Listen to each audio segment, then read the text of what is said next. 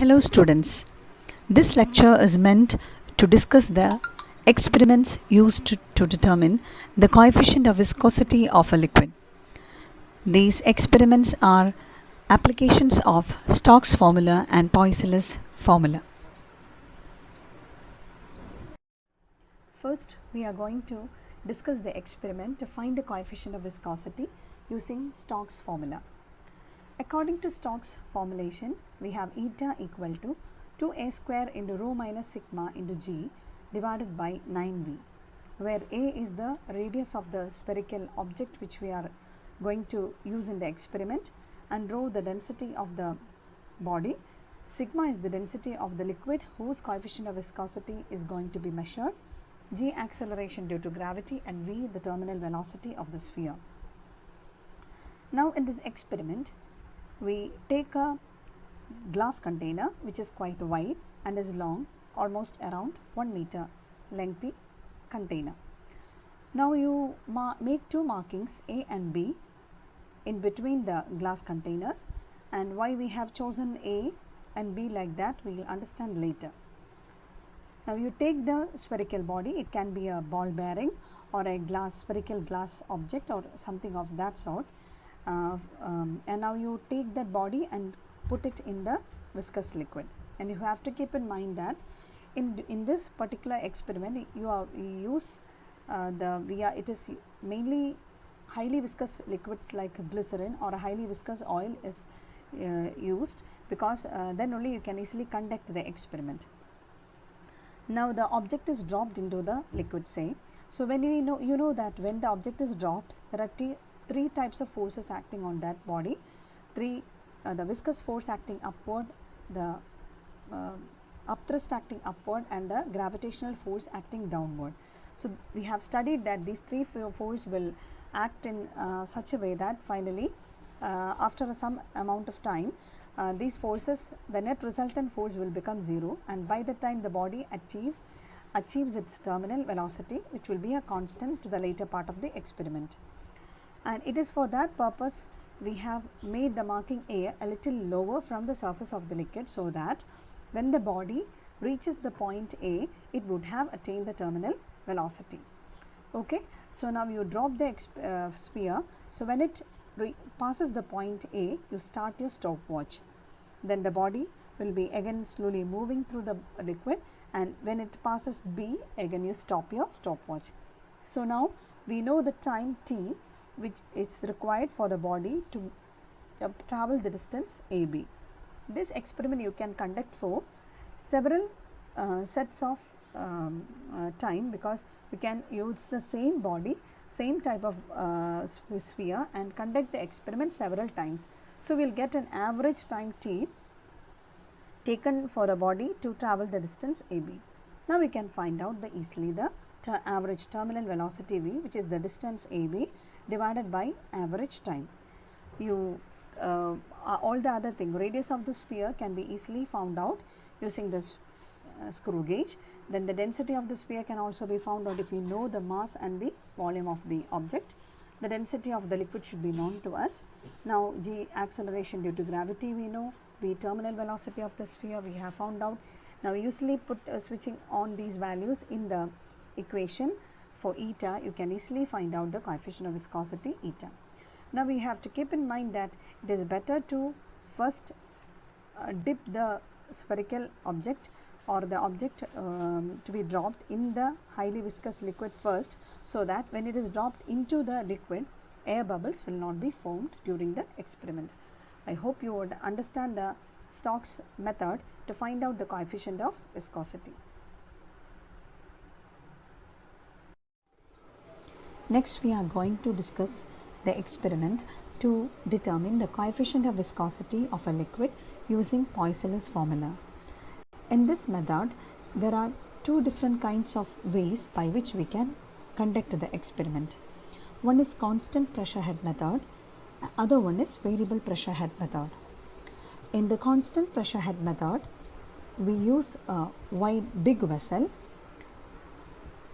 as shown in the figure, and in which the liquid whose viscosity is to be measured is filled in. Now at the bottom of the vessel there is an outlet tube O, where we can fix a capillary tube hose through which the liquid is going to flow out.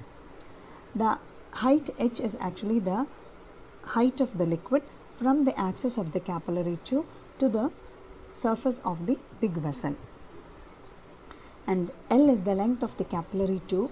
Let A be the radius of the capillary tube. Now, when we start the experiment, we will allow the liquid to flow through the capillary tube. We will allow the liquid to flow through the capillary tube for a time, say t, and the liquid will be collected in a measuring jar which is kept underneath the liquid, and we know how much amount of volume is collected in the measuring jar during the time t. This experiment can be repeated for several amount of time, and the amount of liquid, the volume of the liquid for different time periods can be measured separately, and the average of the V by T values can be found out after the experiment. And we have to be very careful that during the experiment, when the height of the liquid in the container has to be kept constant, and that is why we call this experiment as constant pressure head method experiment.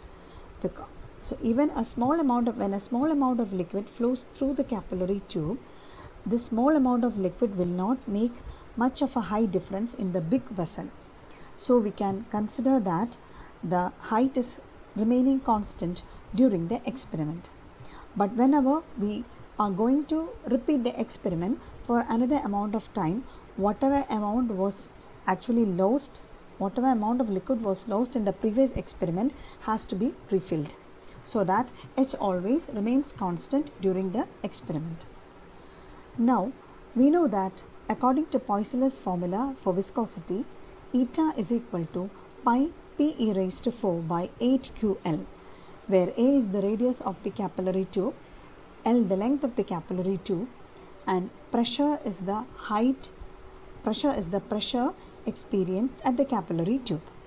And here we can say that this pressure is actually equal to the pressure exerted by the amount of liquid above that, and this can be found out by the formula H into rho into G, where H is the height of the liquid in the container from the axis of the capillary tube, and rho the density of the liquid, and G acceleration due to gravity. And Q, we know it is the flow rate of the liquid, and this we actually find out through the experiment, because we measure the amount of liquid collected in the measuring jar and the time for its collection, and from this we can calculate V by T, which is the flow rate. Now we can substitute for the P and the Q in the relation for eta, and finally we can write down eta as pi h rho g a raised to 4 t divided by 8 VL. Here in this experiment we can easily calculate H, we know rho, we know G. Now A can be found out, A is the radius of the capillary tube, we can be found out using the travelling microscope, and V and L are V and T are measured in the experiment. L is the length of the capillary tube, it also can be measured, and thus we can find out the coefficient of viscosity of a liquid by the constant pressure head method using Poiseuille's formula.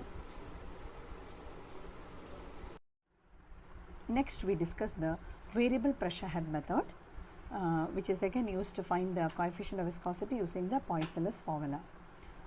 Now in this experiment we are using, instead of a white container, a thin container, so it is better to use a burette, which we use in the chemistry labs, and then at the bottom of the burette we fix a rubber tube, and into which a capillary tube is inserted, and it is kept horizontally on a table or some stand. Now we make two markings. For the convenience, you make two markings A and B at different points of the burette. Now first we fill the burette, so during that time you can keep the rubber tube closed so that water doesn't flow through the capillary tube, then fill the burette. Then we watch, then we unloose the tightening, or you make the water to pass through the capillary tube, then water level will drop down. So once the water level reaches the point A, you can start your stopwatch. Then when it reaches the point B, again stop your stopwatch, and you can find out what time it took for the liquid to drop from the point A to B. So during this time, the water will be flowing through the capillary tube, and whatever amount was flown through the capillary tube will be collected in a container which is kept at the bottom of the flowing liquid.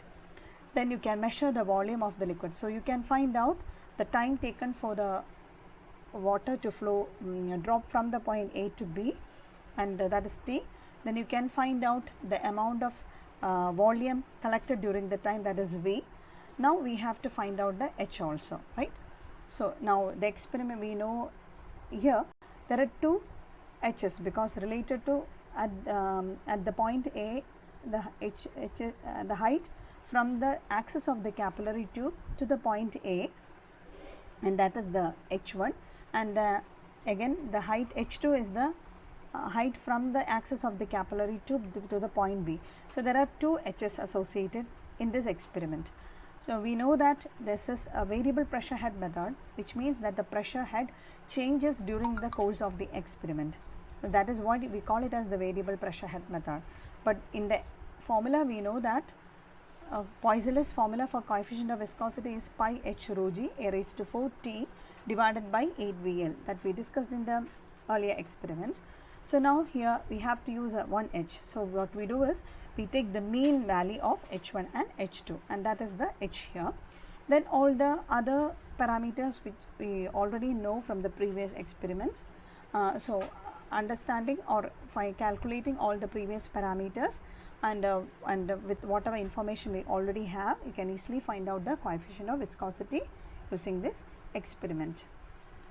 So with this we completed the all the major portions which discusses the different experimental methods to find out the coefficient of viscosity using either Stokes formula or Poiseuille's formula. So thank you for your patient listening. Thank you.